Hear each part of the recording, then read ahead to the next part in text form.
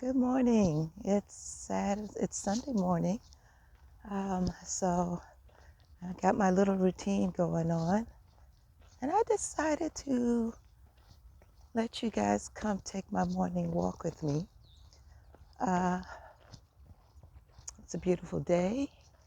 Sky is clear. It's Sunday morning, about 7:30 Central Time down here in the Houston metro area. So, show you my view. Just a second. Okay, so here is my view. This is where I take my walks. This is only part of a walking trail that's 3.25 miles long. My dog and I, this is my buddy, Tier. Oops, give him a little privacy while he uses the restroom. He and I, we get out in the morning, usually when I don't have to work.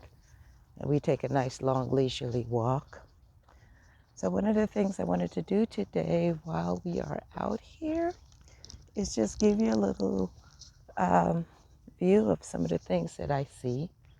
And again, this is on a walking trail.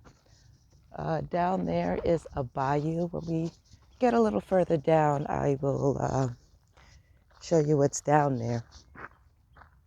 But I want you to see some of the things that are available out here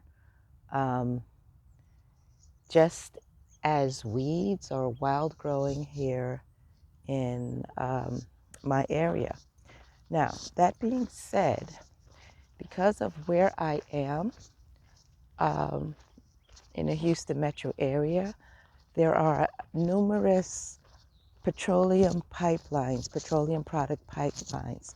Sometimes it's gasoline itself, sometimes it's natural gas, sometimes it's other things like nitrogen. But in this area where I'm walking, as much as these things that we do see, I would never, ever, ever harvest here. Just at the risk of contamination in the herbs, as well as a lot of fecal matter, because I do walk my dog over here, and there are other animals and creatures that are over here, so that can lead more to prone of contamination from certain pathogens. So let's take a look at this. Do you know what this is? This is, look at this, it's all over here. This is plantain. This species is Plantago lanceolata, okay? And if I pulled one, oops, I didn't get it. Let's see if I could pull one from the base here. Well, I tell you what, I can't pull it because it's too tight. But when you pull that, you'll see some threads. See if I can get one without my dog being in the way. Let's see if I can pull one from the...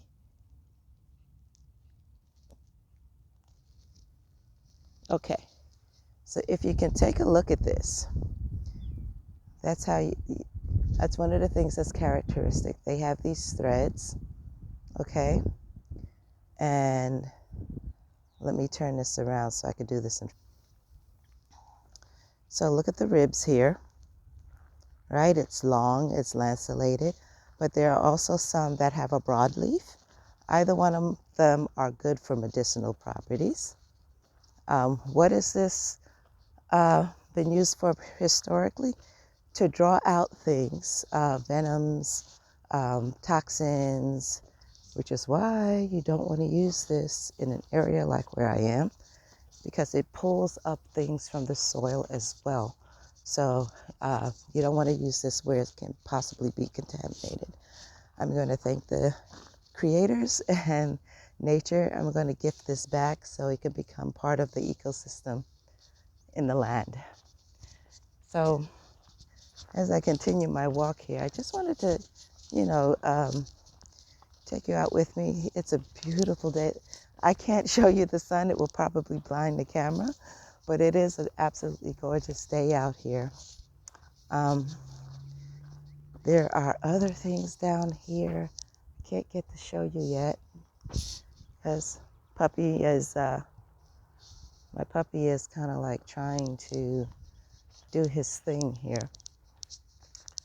But there are more things to show. There are some things that I do see, but I'm not exactly sure.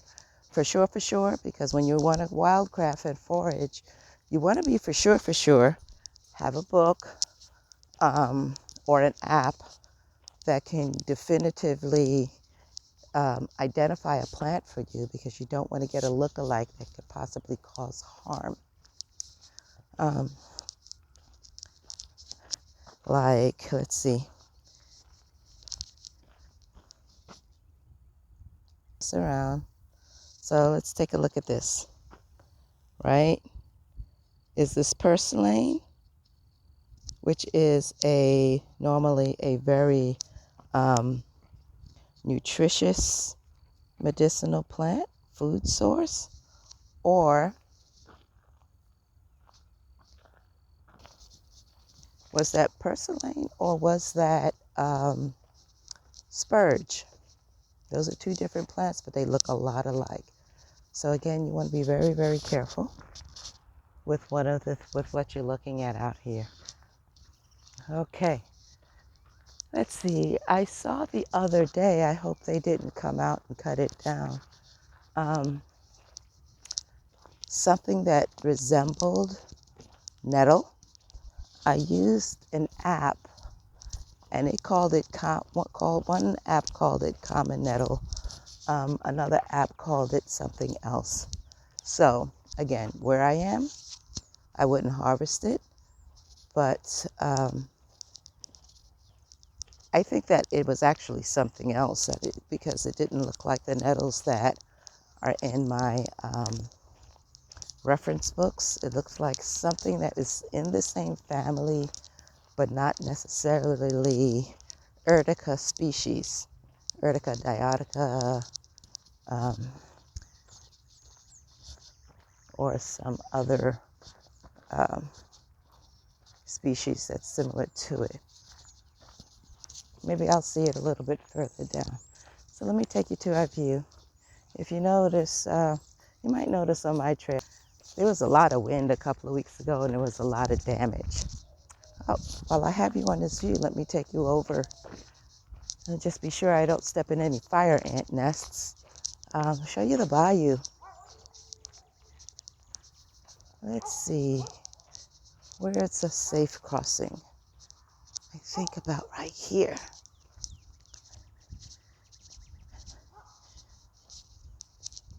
Okay, here is the bayou.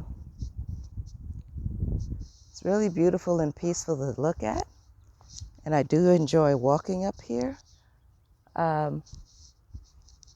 Most of the rain from where we had is gone. So if you don't know what these bayous are for, basically they help the Houston, Texas area manage water. Texas is in a large bowl, and we're at sea level here. So many times when we get a hard rain, it tends to flood, and these bayous help divert the water away from the houses, give it some place to go so it doesn't cause any damage or anything like that. But here we are. One of the things that I wanted to just be sure to talk to you about is looking at what your waterways are like. As pretty as that bayou is, further down, there are water treatment plants on either side of this bayou. So what they do is they process the waste from the community. And I mean waste, the stuff that goes down the drain and the toilet. So I've seen some people fish down there. I don't see any fish that I would ever want to eat, but I do know there are turtles down there and some other wildlife. But not a viable source of water for me. I just can't. But let me pause for a minute until we get down where we can see the treatment plant, and I'll see if I can zoom in for you. Actually, never mind. I won't pause. I'll just keep recording. So, again, the sun is shining. Look at all of that plantain leaf down there. So much of it over here. So much of it. Look at that. It's just the whole walkway is like this. Some of our trees look like they may not have survived the cold. They haven't budded out yet. That is a loss if it does. One of the things I want you to keep in mind, if you do ever decide that you want to get some property, try to keep the trees around your house. Don't cut them all down. Cut down what you need to cut down if you need to provide sunlight, if you're going to grow food, because they do need sunlight. Some need full sun, some need partial sun, but don't cut them all down, because one of the things that trees do is they provide us with oxygen. When I lived in the Poconos, it was beautiful up there, and the air was cleaner where I lived on top of the mountain. And they decided to come through, pave paradise, put up a shopping center. They cut down several acres of trees, and the first summer I noticed was hotter. It was just hotter. Trees also help keep our temperatures moderate. They cool the air in the summer. They provide shelter from the sun in the summer. So it will help with your fuel bills if that's not an issue. And then they also provide you with oxygen, and they absorb carbon dioxide, which is what, helps us with preventing global warming. So if you do have to cut down some trees, please plant some more. That will help you. I would like to see the United States use bamboo as building products. Okay, so right now we're at a point where I can show you this. Try not to bounce around too much. This is the water treatment plant. This is where the waste is. This is where the waste is processed. Okay? And it dumps, once the water is processed, it's in a state that is called potable, which is supposed to mean all the harmful bacteria and human wastes have been digested and removed from the water. It's clarified, it's oxygenated, and then it is put back into the waterways. So I'm going to come around this corner and show you where that is. And then I am going to get off this trail and take my other route home that's through some residential areas. I do that for two reasons. One, to kick the sand and dirt off my shoes from walking here.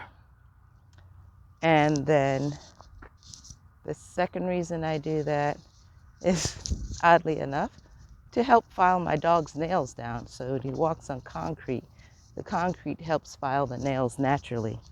And I don't have to use clippers or a grinder or anything like that. So it looks like they're going to dig another ditch over there. Digestion tank is what it's called. I learned that in one of my environmental sciences classes when I was in college. Well, a lot of people don't know what these treatment plants do, but I do, so that's why I'm telling you. Before you jump into any lake, waterway, I'll say that, make sure you know where the water is sourced. If it's sourced from a spring, have at it, but also remember that there's wildlife in there, and it's an ecosystem, and don't put anything in it that you wouldn't want in your water. Okay? I'm trying to put that nicely. I mean, don't poop in a lake. Don't pee in a lake. You don't know what that would do to the ecosystem that is established. Okay? So here we are. We're coming around the bend. We're coming around the bend where I can show you the water coming out of the treatment plant. And then once I do that, I'm going to head off the trail and head home. So we're almost there. One of the really nice things about this trail where I walk is there's food on it. Not as much as it has been because we had a couple of freezing days this year, and everyone knows about that February Texas freeze. It killed a lot of the wild produce that was here. There were lemons, there were papaya, there were pecans, pomegranates, grapefruit, and a lot of it's gone now. A lot of it's gone. They just died because they are not used to that type of cold. They are tropical plants. So, okay. So, let me stop here and zoom this in for you so you can see where the water. Let me zoom this in. So, okay, so those are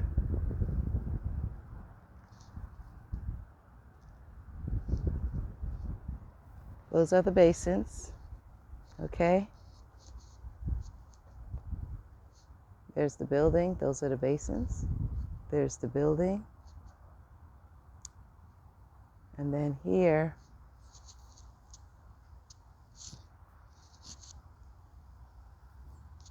let's see. Okay.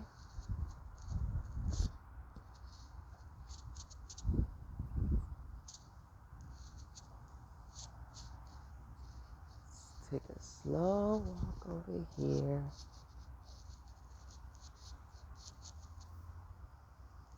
And there you can see where the water from the treatment plant is coming into the bayou.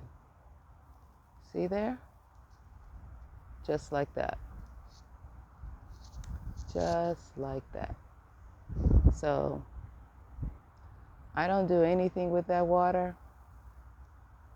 I wouldn't do anything with that water. I don't walk down to that bayou. I will not walk down to that bayou. Zoom out and turn this around. So I do not do anything in that water down there because it's a wastewater treatment dump. For lack of a better term, that's where they release the water back into the bayou. And there's usually wildlife down here. We have some ecru's and, oh, there's one. Let me show you that one there.